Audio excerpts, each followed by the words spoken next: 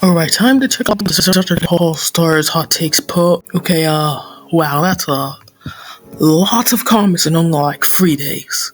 Anyways, in today's video, I'm going to be reacting to some of your Disventure hot takes. Now, before the video starts, quick disclaimer that if I do miss your comment, I'm sorry, but I have like 80 comments at the moment.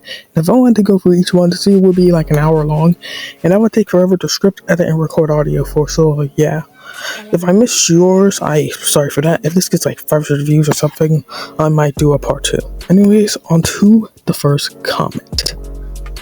Yo, Carol is easily the most underrated character and should have made it in All-Stars. I heavily disagree. Mostly because I'm not that much of a fan of Carol and she doesn't really offer too much, but also Carol is the second boot, and the second boot doesn't really deserve to be an All-Stars, as it kind of takes away the meaning of the show. And while you could say the argument that this means that Connor and Ashley don't deserve to be an All-Stars, they at least had something to do / had unfinished stuff that they could be worked off of. I don't really see what you could do with Carol in All-Stars. Also, who would Carol even swap places with? Say what you want about All-Stars cast, but the only person you can really switch out of the cast and have everything play out with any holes in it is probably switching Ashley out with Lil. Besides that, if you remove someone else and replace them with somebody else, something is noticeably different / kind of messed up. Jake still sucks as a character. He only looks like he got better because the writers made everyone else worse, and Connor's returns when All-Stars started to get worse. Okay, for the Jake one, I sort of agree. I don't hate Jake in All-Stars, and I think he's a good and decent character, but I have to admit he doesn't really get good until episode 12, episode 13-ish, which is way too late. While Jake before this point isn't terrible for the most part, he definitely isn't the most enjoyable character to watch. And for the argument of the writers making everyone worse, this is kind of vague as you're not referring to anybody in specific. So that's a group of people. If you're referring to like some people, like the Elvis Outliers of Rhea, Ali to an extent, and others, maybe, but I'm not really sure who you're talking about in specific. And for Connor, if returning as when All-Stars started to get like bad, I disagree with. Episode 12 is a pretty enjoyable episode. 13 is easily in the running for All-Stars best episode, and while 14 does have its problem, it's not a terrible episode, and it's just like okay.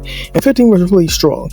All-Stars doesn't really fall off that bad quality-wise, besides some noticeable decreases that don't completely alter the episode's quality until episode 16, like 5 episodes after Connor even returned. And while I do have problems with Connor's plot and All-Stars in the later half having too much to do with Rhea, I don't think it's that bad. Also, say what you want about Connor, but if we're getting a little technical here, he kind of saved the entire show. Because if you take a look at what was happening and going into episode 11, the quality of the cast kind of collapsed. Jake was too much of a crybaby, and Aiden was starting to like get involved in that along with Valley, and just everything with the heroes was kind of sucking, along with some of the Villains Alliance members not being too amazing themselves at the time. So if Connor didn't return to get the heroes all like coordinated again and to stop them from arguing as much, this season would have turned out a lot worse than it did in canon.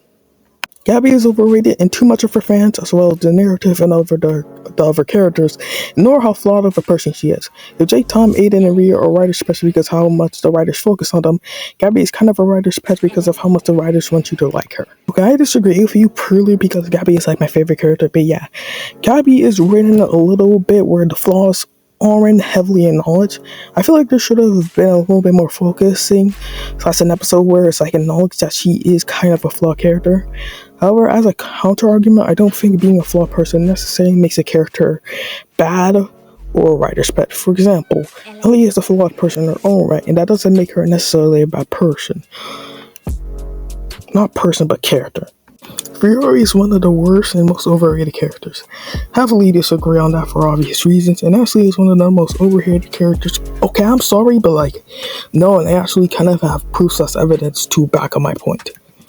A few days ago, I did a poll on my community tab asking about people's feelings about Ashley, and the results were this: 65% awesome, 22% good, and 9% mid, and 4% bad. Doing the math, that is 87% of people saying that they like Ashley to the 14% of them not being too fun about her, and even getting more technical, that is only 4% of people saying that she's outright bad / not a good character. And if we're even getting more technical, that is 92 people out of the 2,300 something votes saying that they don't like Ashley. And while all these results you can probably take with a tad bit of grain of salt, considering that not every person that is such a fandom voted on this poll, you can see my point.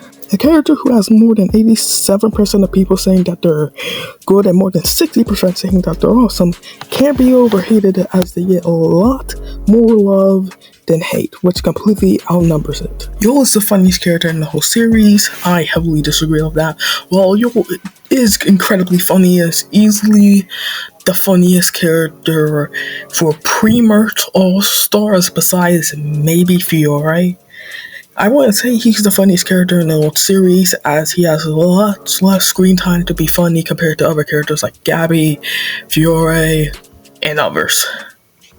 Lil is a good character, as Intodays could have had a good storyline to win like the OG. I agree with all of these takes. I like Lil a lot, and to be honest, I think she would have worked better in All-Stars over Ashley. And yeah, even though they definitely would be my first picks to win, Ashley and Tess could have been pretty good winners in their own right. For a few of these takes, so I'm just gonna speed run through them. Gabby and Ellie are hella overrated. I already say my opinion on the Gabby one, but for Ellie, no, not really. Ellie was a pretty hated character until episode 19 of All Stars, multiple months after her elimination episode in episode 8. So her being overrated is a little bit of a stretch, as she was one of the most hated characters for multiple months. Tess should have won All Stars. While I would like her to win, she definitely would be my first pick, but if she did win, that would have been fine for me, so yeah, I kind of agree. Rhea should have been eliminated pre-merge. Even though I hate Rhea and find her really insufferable in All Stars, I don't think she could be a pre-merge boot. I think she would be better suited to be like a early merge boot, somewhere between 9th and 7th place. None of the yellow members that were part of the Villains Alliance could really be pre-merge boots for the season to play out satisfying, because with the villains had like an outnumbered amount of people, they would probably not be able to do episode 10, which episode 10 is probably the most important episode of All Stars, as it kind of kicks off everything. And if any of the eliminations were changed to make any of the villains besides Fiore and El pre-merge boots, that elimination would have gone much different in the timeline and would have screwed up the trajectory of the season. Carol, Lil, Drew, and Will are the best non-stars. I agree with most of these, not entirely sure on Will and Drew, but I can see where you're coming from. Aiden is so mid, James is easily better than him. While I do agree James is a lot better than Aiden, I wouldn't say Aiden is mid either. I find him a pretty enjoyable character. Ali is better than Gabi. I disagree. He was better than majority of the All-Stars cast. No. Nick should have come back in All-Stars. I don't really see who you could swap out Nick for without messing up a good part of the season. And Thomas Smith, disagree, but I can see why people don't really like Thomas. He does have some problems, especially in All-Stars, where he is definitely a little bit of a shell of his former self compared to what was shown in Season 1. Girl was better in Season 1, and also she was trash. Recent, she was very interesting to me in the first season with her villain Assad, and she was my favorite character in Season 1, but in also she just became boring and lost her character to me. Also, Gabby isn't interesting. Ali, Gabby, and Gret finale would be bad. Okay, while I don't agree, I can see where you're coming from with the first take.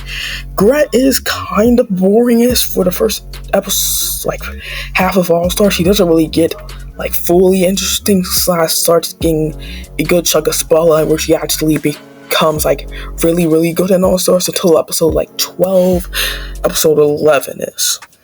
And for Alec, Gret, and Gabby finale, yeah, I sort of agree. I don't think Gabby, even though she's my favorite character, I don't think she really works as like a finalist with Gret in it. I feel like she's better suited for 5th place to develop Gret's arc. So yeah, I sort of agree with your second take. Don't really agree with the first one, however I do see your point of view. Many of the All-Stars characters had zero payoff when it came to their character arcs. Many of the plotlines didn't go anywhere and they were either underdeveloped, rushed, and poorly written. I 100% agree with this. Not like 100% agree with it, but for a good amount of these instances, you are correct. Tom's arc in All Stars doesn't really have a payoff as he gets voided out way too early. Also, the plot they gave to Yul in episode 19 was pointless as it's dropped immediately. And same with Gabby and Gret becoming friends, as it only lasted an episode. And the list just goes on and on and on. Alec was the most derailed character in all as far as he used to be a power player, but became nothing, Maria's plaything, and would mop about Connor. So it's because Alec is my favorite character in the show. Yeah, I agree. While I wouldn't say Alec is the most derailed, I would say he's probably in the top 3 most derailed Disventure characters during the season, as Ro was a huge tool after episode 13 as they butchered him. I will never forget them for what they did to Alec. Man, they treated him so dirty. Ellie is the worst Disventure character, and I think she's the worst person in the entire series, more than Jensen, Rhea, Trevor, Derek, and Yule. Okay, that's questionable. The first one is your band, so not much I can say there besides I agree, but the second one, if you're just going purely based off factual / subjectiveness / what's shown in the actual show, then that's just flat out untrue. You're unironically trying to tell me that she's a worse person than Jensen, who is a mass animal character. Rhea, who has tried to harm 10 people by now. Trevor and Derek, who have done the same stuff as Jensen. And Yule, who is not only abused, but is a racist, sexist, homophobe, pretty much every word in the book. Sorry, but I heavily disagree with this, and it just seems like you're being salty because you don't like Al. Anyways, that's going to be the last take. Sorry if I missed some of yours. Some people reported similar stuff, and I kind of wanted to sort the script down a little bit so that I could get it out on time and not take a month to get this video out. Anyways, that's pretty much it for me. I'll see you guys in my next video tomorrow. Peace!